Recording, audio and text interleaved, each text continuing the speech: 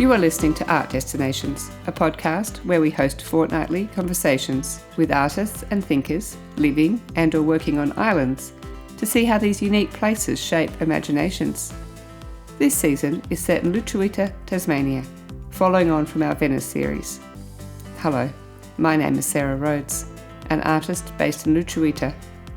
This is the second part of our two-part conversation with Raymond Arnold.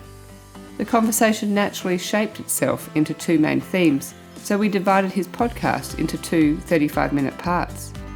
Here in part 2, Raymond talks about his printmaking and painting and how he shares his art practice with his community in Queenstown with the aim of revitalising the region.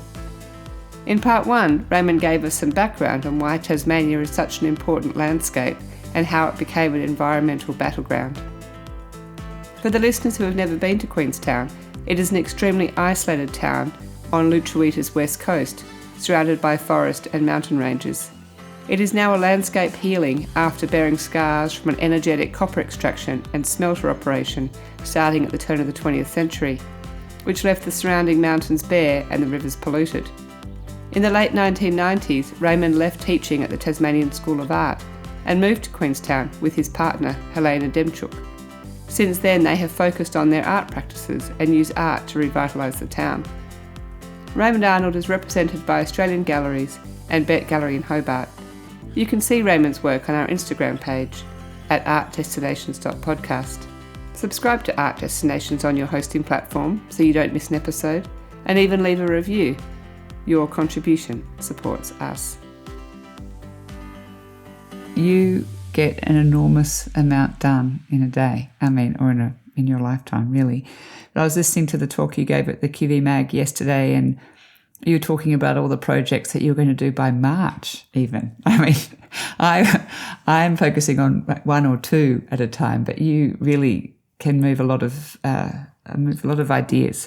So, how do you manage your day? How do you actually fit all of that? Yeah, it's a challenge as getting into my, I'm 75 next year, so I need a few naps through the day now. But look, I'm just driven by it. It's my whole life, really. No children, completely focused on how I might be productive in the day on my own terms or with others. There's a very early dog walk. My partner and our 4 whippets, we're in the hills, so we're getting us sort of tasting the air for the day, walking through the snow or the heavy rain. Or this year, it's an incredible season for flowers and things blooming we've never seen before. We couldn't believe this tree we saw recently that a friend thinks is a sort of type Tasmanian currant. So we're up early into it, and then it's a coffee and a little nap again. And then the morning, I quite like the morning. If I've got to write something, you can concentrate early on the computer, or if I'm working on an etching, which requires you to sit at a desk, it's a bit like writing a book. You've got to just be there at the desk, and that's a sort of quite nice way to work through things. And then it's a lunch, and quite a big lunch, really. I'd moved my parents to Queenstown not long after I moved there. My father was dementing, and my poor little mother was struggling with that in Melbourne. So my sister and I sort of helicoptered them into Queenstown. In retrospect, one of the hardest things I've ever done was to sort of try and manage that. And he slowly got worse and got put in secure aged care, a couple of hours away, I'd see. And then she started to fall, and she ended up in the local Lyle house. But quite early on in bringing them to Queenstown, we realised they weren't eating. My mother was a little mouse of a thing, and he was a big guy, and she'd give him half her banana or something. I think that was enough. So we started these lunches, and I'd walk them down to and whoever was in town, journalists or artists, would be sitting at the table. My father would look at them with this quizzical look. Who the hell are these people? But he's quite a social guy as well in the moment. And so, yeah, I think it was good for them in other ways, that meeting. we have a good lunch, and it's sort of remained, even though they've been gone 10 years. The lunches are important.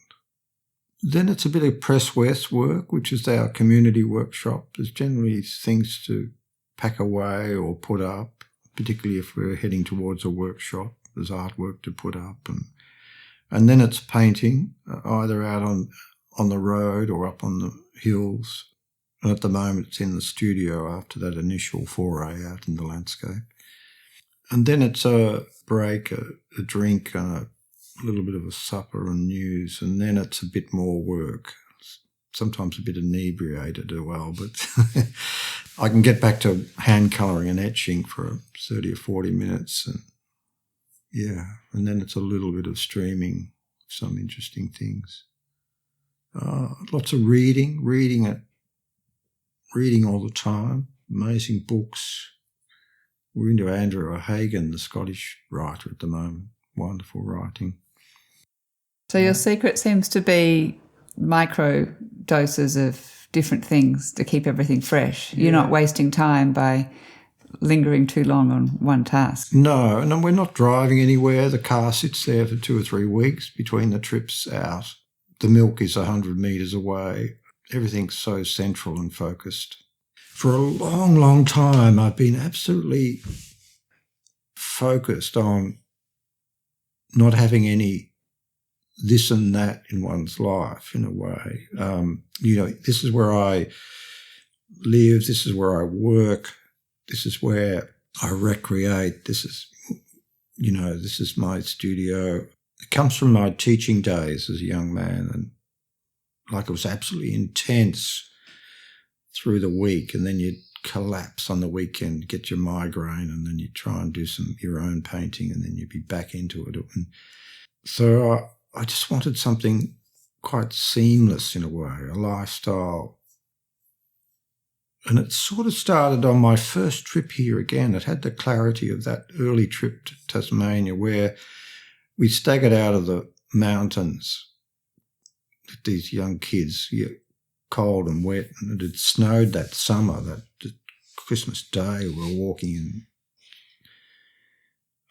And the ranger at Lake St Clair, and it's before we're all in army surplus stuff, and you had Japara jackets. It's before this whole Gore-Tex pay to get through the park stuff. And the ranger put us into different accommodation at Lake St Clair, and I ended up being in this beautiful little cabin that was obviously one of the rangers, and he was away.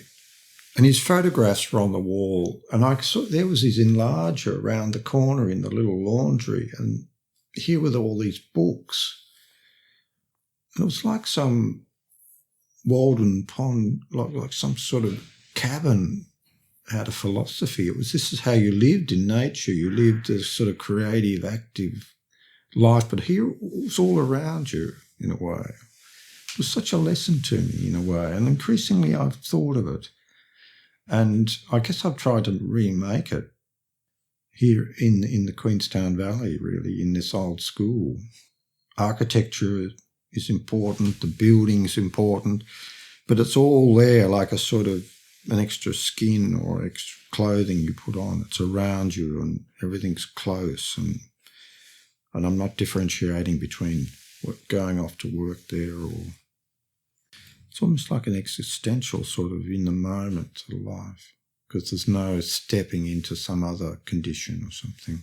You're bringing the community to you for your socialisation, I guess, and your stimulation, and you're making your work, and you're bringing experts into the town. I also noticed at the QV Mag they were asking you to come to Launceston, but why would you do that when you're wanting them to come to you? Yeah. I didn't quite understand. I understood it, but I certainly wasn't going down that. No. Yeah. So the Press West, you've sort of skirted around a little bit about what you intended to do, but maybe you could just explain a little bit about what that project is and what, if people wanted to participate, what is being offered there. Yeah. Well, the precedent for Press West were Helena and I, in that ambition to attract other artists, we set up Landscape Art Research Queenstown, and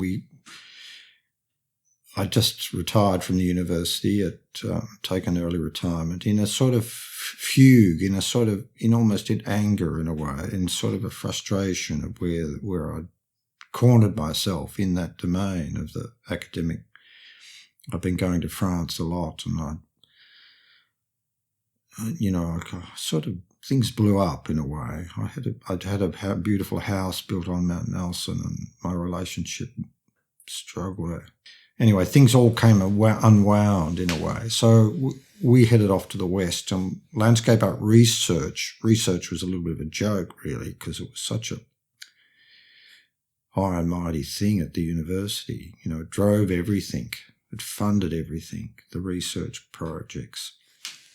So we put the research word in there. And we ran that. We said we'd run it for 10 years, not quite believing we could last that long.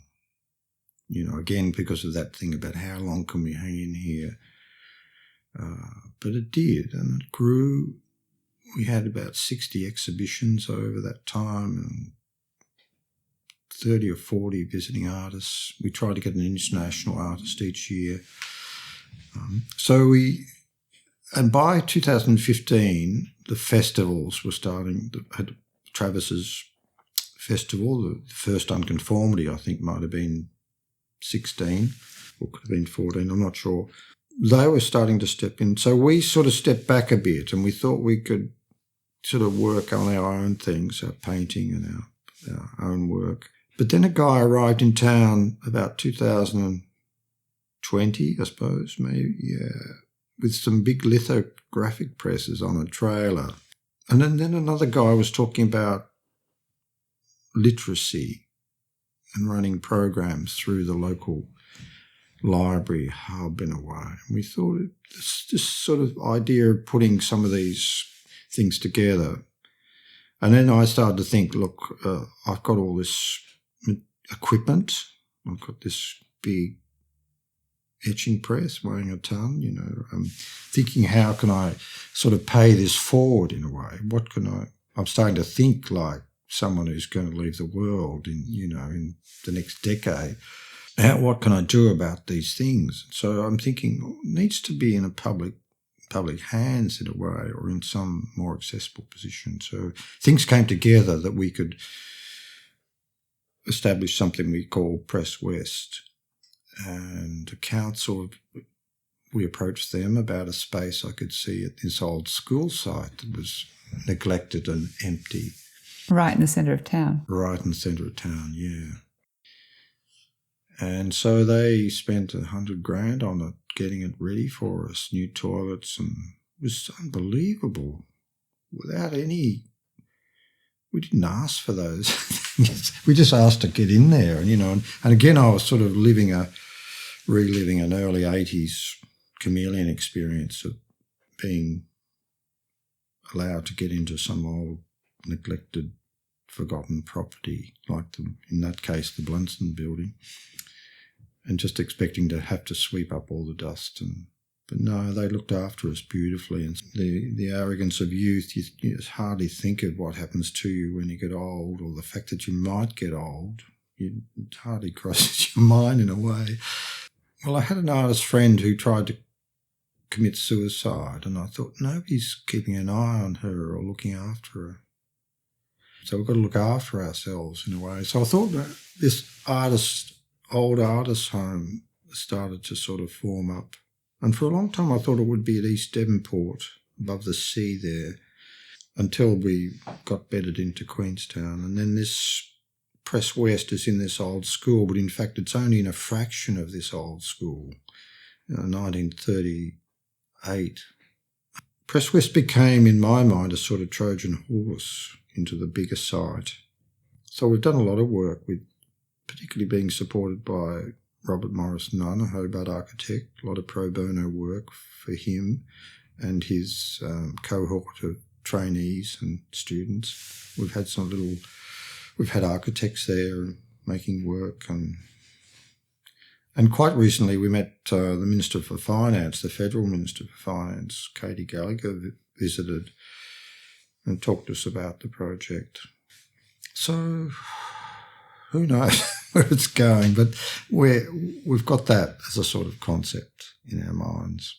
I like this approach, which I have to say I like it because it resonates with me. It's sort of how I work, where you have something at the front of your mind or the back of your mind that you work towards, rather than having these sort of structured 5-year plans. But you've just got all the energy and emotion and passion for something, and it just sort of letting all your decisions focus on that, and then I don't know. Yeah, no, I understand.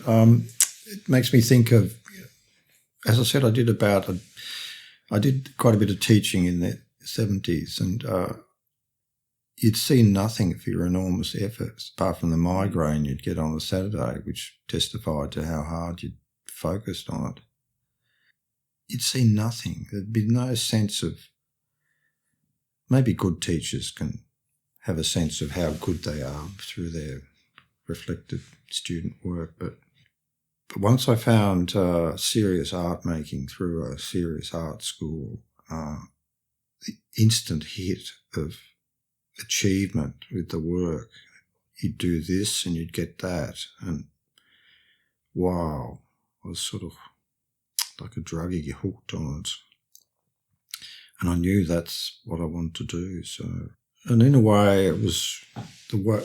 This sort of conduit into this sort of work was just a reflection of watching my father work. Yeah, so I got apart from when he tried to mow the lawns and the mower wouldn't start, and then I saw the mower fly through the air past my window. Apart from that incredible burst of anger that he could come up, he was always working. He was always painting cars, sign writing, trucks.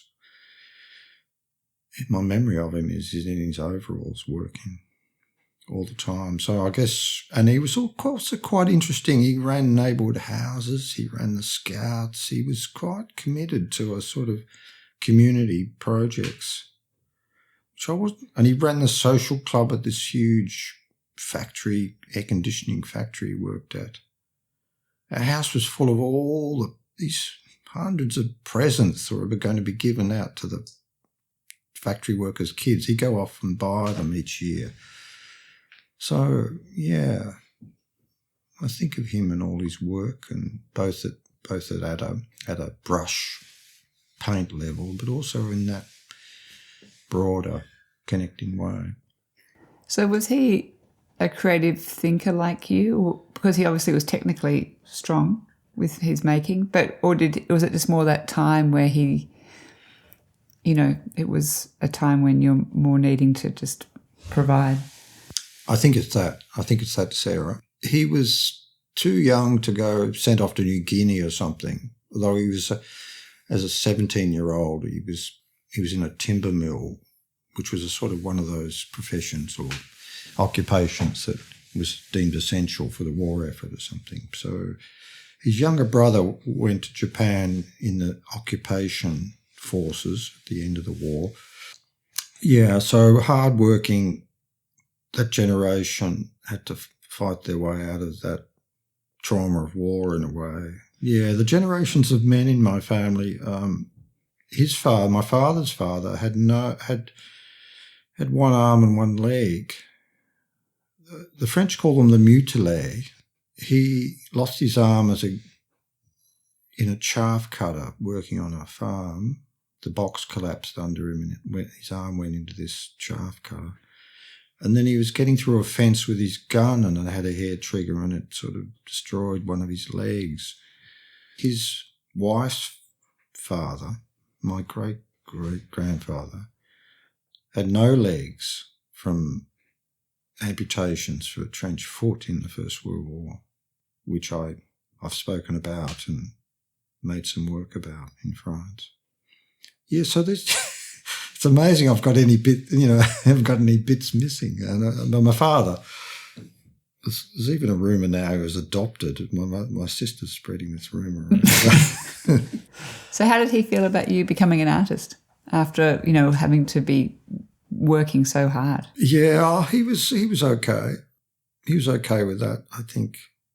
Sons and fathers don't get on too well, I don't think. My mother said to me one day, "Why don't you talk to your father?" It was a bit of a shock to me to hear it, because I just assumed that's what you did. You didn't, which is unfortunate, isn't it? I got on a bit more with my grandfather on my mother's side. In fact, they brought me up a bit because both my parents were working all the time. And he was more directed about prejudiced, I guess, about the artist and there's no future in being an artist. You've got to be a naval officer. So I did try to get into that. Oh my God. I imagine. Yeah, so in terms of expectations, that grandfather generation was a bit more pushy than my father. Yeah, how did we got there? Well, that was one of the questions, wasn't it? So anyway, we did cover that.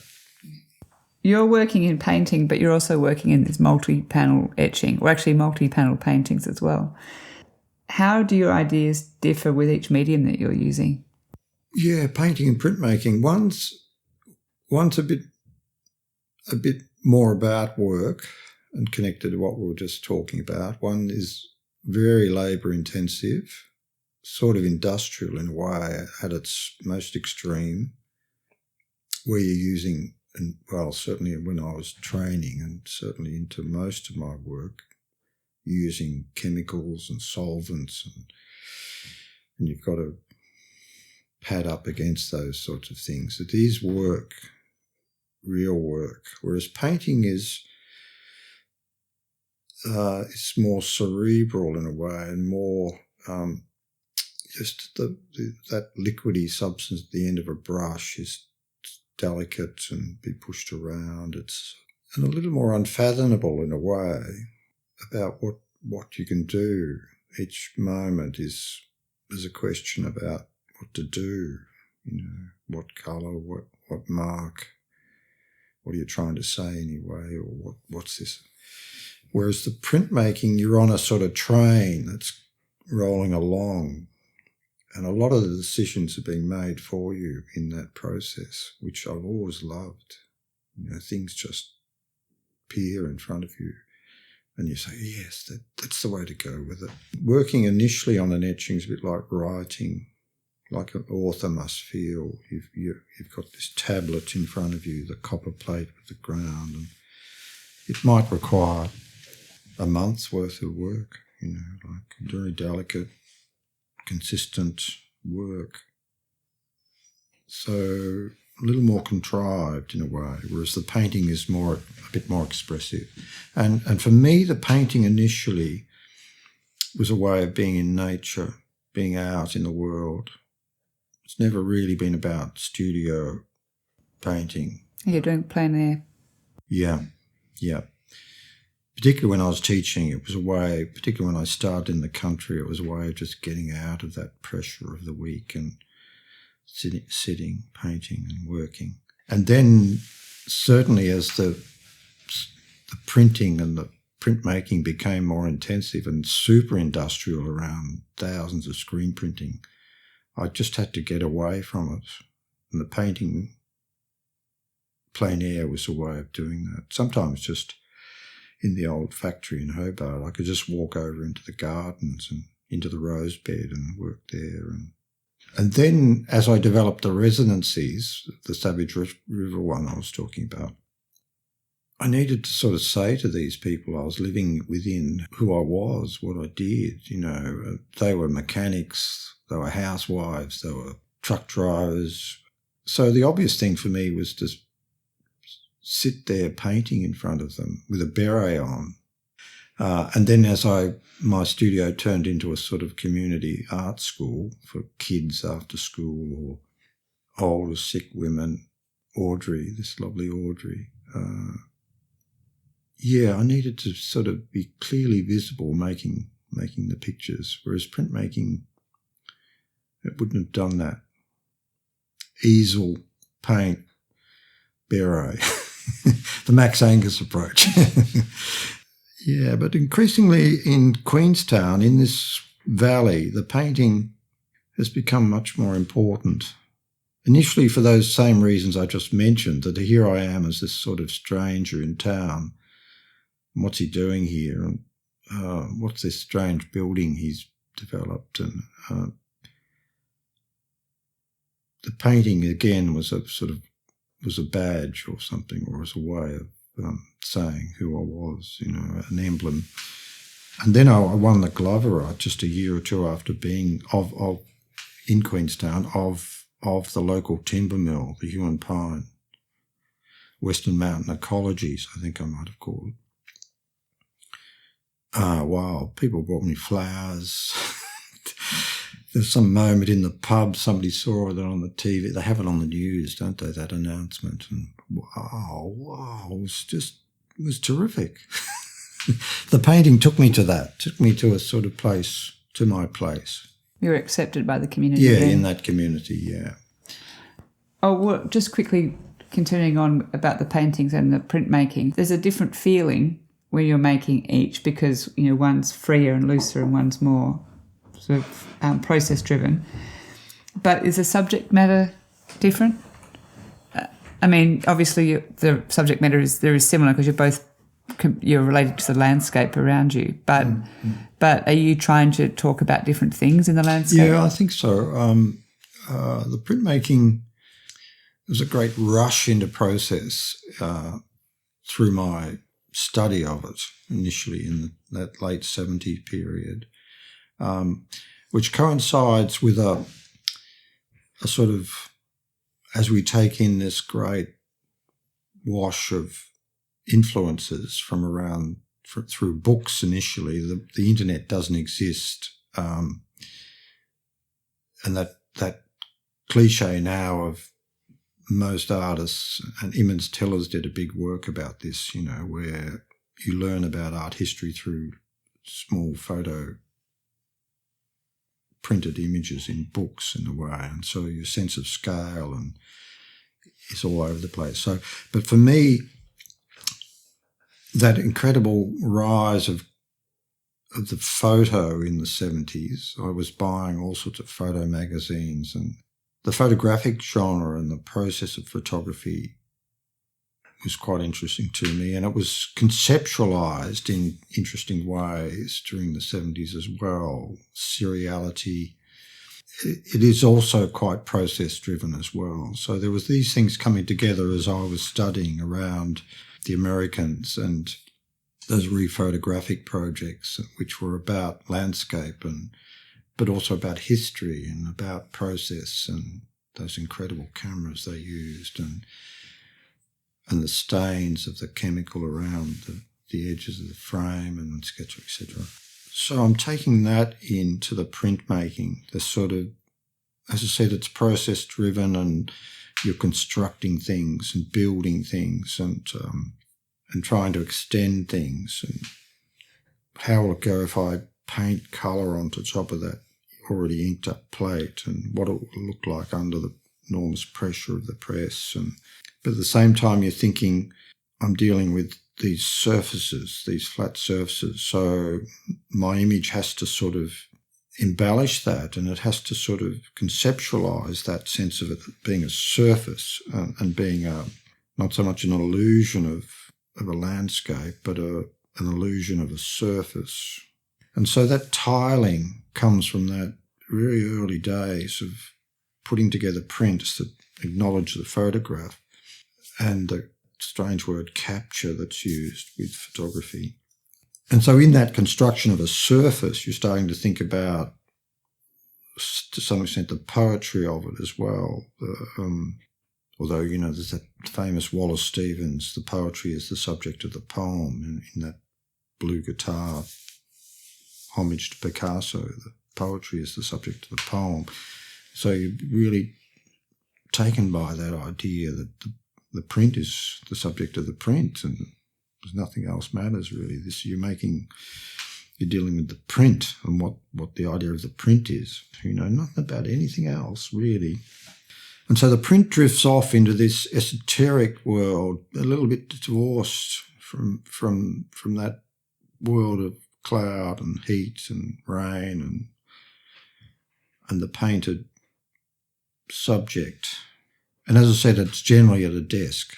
Although there was a guy, he's hopeless now, but he was a wonderful younger artist. There's an image from the 1976 or something, with landscape screen printing, It was just fantastic. He had a great sense of humour, but there he is out there in, landscape screen printing. I can't remember, probably just as well. I can't quite remember his name, but I just saw something this week. Yeah, so you do get taken into different zones with the two different sort of mediums in a way. And at one time through the 1970s, the 1990s, as I'm starting to go to Paris and then returning to Tasmania and working a semester or two, I start making work where I'm trying to combine these sort of different zones of the real and the constructed, and I start making prints that are in relation to objects as sort of installations. I did about 8 or 9 of them. They're still sitting, in my studio there, wrapped up or whatever. I was sort of trying to bring the things together a bit. It's not so much painting and printmaking, but it was about the real and the constructed or something, the real that would throw a shadow onto the print, but the print is sort of reflecting the sculptural object that was throwing the shadow. There was a sort of reciprocation going on and a sort of slightly closed system that didn't almost need a viewer in a sense. Interesting. It sounds like printmaking has similar challenges to photography in terms of working with a 2D. It's different because photography is more literal than printmaking, but you've still got this sort of flat plane. Yeah, for sure. And the painting is much more physical in a way. Most of my serious painting is built on the diptych format, which is it's my go-to position to say this is a physical thing. These are and also there's an echo of the tiling that the prints began, of this sitting next to that. But and the prints, because of that longevity of process and making, they become sort of diaries in a sense, because they take so long, particularly as I started to go west here. Probably my best work. It's hard for an artist to say that, but it's called Imaginary Landscape, and I made it in the aftermath of that turbulent. Started it almost as soon as I got home from those dam protests. Started on my kitchen table up in my little flat in Mount Nelson. But it's a series of panels about this panoramic image, partly based on my walking into Frenchman's Cap, which is above the Franklin. It's a sort of the fantastic fulcrum that Franklin tries to get around, but also a bit made up from different. It's got some Cape Rail dolerite cliffs in it, and in fact, in the title it says, what does it say, Figure Ground or something, Franklin River, 18 months in Tasmania or something like that. So that's how long it took to make it, like almost 2 years. Yeah, so the prints particularly become a sort of a diaristic sort of story. And the one that it's almost my swan song in a way, my last serious work. It's now in the Launceston Museum at Royal Park. It's really in that zone of this story that develops over a decade. It took a decade to make it. So every little mark on it is my arm, my now, ruined neck and elbow, marking that plate and then printing it and then marking it again, printing again. So how many panels in that work? 214 or something, yeah. That's a lot. So did you know how big it was going to be when you were making it? No. Just evolved? Yeah, it did. It's as similar as a theme. Yeah, I like that. That. Helena and I had a little routine of camping up on Mount Lyell for about 4 years. We would go up for the Christmas week, carry everything up, stay up there for a few days and then come down for a shower and go back up. And we would make some work up there. And about 2011, I took some plates up and began some drawing up there onto the plates. And that sort of began from there. But I was looking for a way of balancing that. I had this work that I'd made that I just mentioned before I think it's probably my most important work, or somebody will say that at some point. And it was a work I did on my kitchen table in Hobart about the West Coast and about all these issues that we've sort of covered a bit this morning. This imaginary place, and very few people will get to, certainly in terms of a national, global audience. And I came and went into that zone and made the work in Hobart. But the work that this big 200 panel thing, I live in the middle of it in a sense. I live in that landscape now. And I think it's quite different because of that in a way. I'm not sort of owning it in a way. It's more part of me or something, in a sort of not in a consumptive way or something. I actually think that's quite interesting because there are a lot of artists that live in big cities who are making work about places on the edge or, outlying places. And I do wonder what that work would be like if they were actually embedded in the landscape, how much that might shift, because it's definitely a different way of being. Yeah. Cézanne's probably the credible figure that you'd think about in that artist painting his that world around him, that landscape around him, the mountain and the Victoire, and yeah.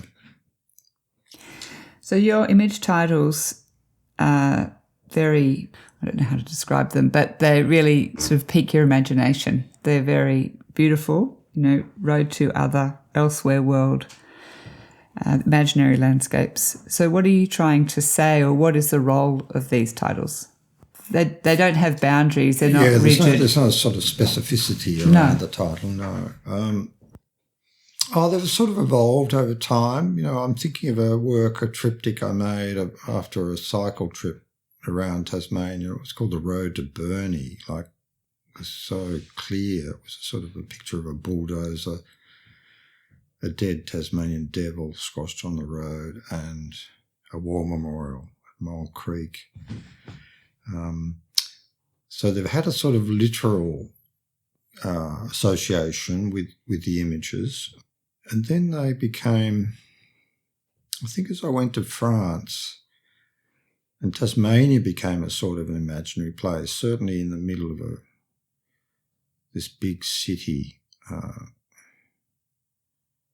My memories and my feelings about it sort of changed in a way. I remember walking up to the facade, or I used to go past the facade of Notre Dame on my weekly walk to get some of my flowers from the market on the left. And they had scaffolding up above it, and it was all doing a sort of incredible ripple in the wind, all this covering over the scaffolding. And I just immediately thought of being on a mountaintop here on a big walk, and this sense of the ripple. It was happening a bit yesterday coming out of the mountains with that strong westerly. Everything was sort of rippling, the grass and the clouds. And quite amazingly yesterday, these big cloud shadows were running along the road in front of me, almost at my speed. It was incredibly dynamic. I think that's partly to do with that sort of titling, although Imaginary Landscape is clearly about, almost like about the loony cartoon of people in suburban Melbourne looking at the Wilderness Society calendar on their wall and making identification with wilderness or something, but they're never going to go there. But there it is, there on their calendar or whatever. I haven't seen that Johannes show down there in Inveresk at the moment, but he was a master at it, I think. he had to go and risk his life, and in the end it killed him, to bring back images of all of this terrain that we've been talking about, to show people just how amazing it was. Although all the images are like specifically the Gordon splits number 1 or whatever, to the people looking at them, they're this fantastical world of light and shadow and water and fluvial excess. And largely, as you say, inaccessible to them. Yeah, who's going to go to the Gordon splits other than Matt or Grant Dixon? Or amazing. Just one last question about France. What took you there, and what were you doing there, and how long were you there? It was a big project and a incredible period in my life. And it's so subjective around just my head and my, nobody else really. It's just amazing to think about it. I overdid it with this sort of 1980s full-on, fill every moment of the day. It was such an active time, and so many issues around evolving Indigenous rights and the bicentennial, and my screen printing went berserk. And I thought, I can't sustain this stuff. And I was chair of Contemporary Arts Society at Tasmania, Contemporary Art Services, trying to maintain that. I was in meetings in Launceston, in battles about resources. Launceston seemed to have missed out on. Anyway, so I thought, hang on, this isn't going to work. And it coincided with getting a job back at the art school, full-time, tenured, so quite amazing. I thought, I'm going to turn to my etching. It's as I've said a number of times now, it's just there, slowly processing things, working things. And I thought, no, I've learnt it out of books or from some artists, some lecturers who learned it out of books. That sense of authenticity isn't there. And I knew about this studio in Paris where it was, they'd been working for 100 years, working with Chagall and Henry Moore and Miro, all the great modernists in a way. I knew this place existed. George Balderson, the famous Melbourne artist that died very young, had been there. And somebody my lovely friend Ian Westacott went there in the 1980s. So I knew about it. So I thought, I've got to go there. And I thought, now how am I going to do this? I got a fellowship from the Australia Council, which was pretty amazing. It was about $35,000 then. And I said in my fellowship I wanted to go and finish an etching of an artist that had worked in Paris in 1860s or something, Melion. And he had some images that were, and again, it's a beautiful thing about etching. It's a sort of staging. And he's just drawn a bit of Notre Dame, and then the rest of it breaks into whiteness that you can read as sky, or you can read as sort of metaphysical zone of the world and the imagination. I said I wanted to go there and finish that, and I wanted to do it at this workshop. And all sorts of planets lined up because the university had just set up the Cité studio. I was the second person there. And gee, it changed my life really. 3 or 4 months there working. And then the Atelier invited me back for a big Works on Paper fair to be their main artist in 96. Under the Eiffel Tower, they had this big thing called Saga. It was a sort of a Works on Paper fair. And that was one of my biggest moments, I think. Making work, they commissioned some work, and then I had all this other work that I got right into. The big spectacle of nature work that I'd made as a bridge between Tasmania and about the remarkable cave down in Tasmanian School. So once I got there, and as I said, I think the 96 one I came home on the big container ship just to get it all fitting into a global, get the relationship working between the south, the southern hemisphere and the north. And then I was into it. I would take leave. I went about 12 times, really, through to 2006 when the workshop collapsed completely. But then by then I was in this, it was going to be Queenstown. It was time to really, it was quite nice in the end, sort of coincidence that Queenstown was on the radar. I don't think I've quite finished answering the question, but it's such a big thing for me, that whole Paris thing. But in the end, I sort of lived out there in transit lounges and temporary dwellings, and it's a bit too much. And in a sense, there was just no connection. There are all sorts of funny little historical ones around the French explorers here and all the naming, things like that. But my life there, in my head, in books, making these incredible etchings that are all in my drawer, that I'd pay €150 each to have them printed, because you never touched the presses or anything. It was all about you working upstairs in the room where Miro and Chagall and Henry Moore worked. And then there were these other international artists around you at the same time, beautiful German guy. Then once you've got that plate ready, you book a time, you go downstairs into the engine room of the print, the big presses, and there were about 4 printers. Sometimes you work with Luc, or sometimes you work with Louis. Wow, incredible. But it's all gone, so that's another thing about it too. When I spoke to you, when I was setting up the podcast, you said that you had, had your focus on your international way of thinking, and then you were focusing more on the local now.